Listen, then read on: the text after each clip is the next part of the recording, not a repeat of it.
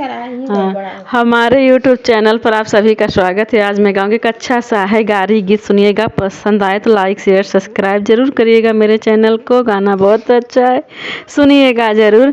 Vande Bharat train चली बाया और चली फटफटिया, समधि क बहिन भागी गईली अयो दादा कहिया, समधि क बहिन भागी गई अयो दादा। गाँव नगर में शोर भइल बाया वरौ बजरिया, बहिनिया तोहरी भागी गईल अहो दादा कहिया, बहिनिया तोहरी भागी गईले अहो दादा कहिया। बीच मंडप में समधीरों में पटकी पगड़िया, बहिनिया हमारी भागी गईली अब का करी दैया, बहिनिया हमारी भागी गईली अब का करी दैया, बहिनिया हमारी भागी गईली।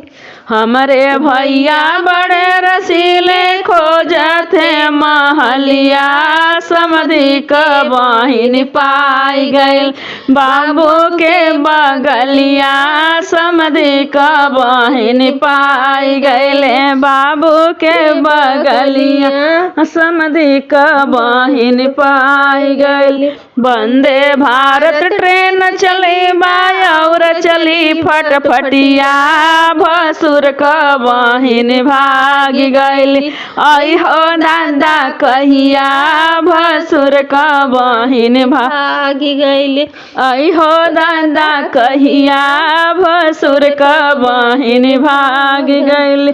गाँव नगर में शोर भइल बाया वरौ बजरिया, बहिनिया तोहरी भागी गईली अहो दादा कहिया, भसुर क बहिन भागी गईली अहो दादा कहिया। बीच मंडप में भसुर रोमई पटकी पगड़िया, बहिनिया हमारी भागी गईली अहो अब का करी दैया, बहिनिया हमारी भागी गई अब का करी दैया, बहिनिया हमारी भागी गईली। हमरे भैया बड़े रसीले खोजते महलिया, भसुर कई बहिन पाई गईल चचा के बगलिया, भसुर क बहिन पाई गईले बाबू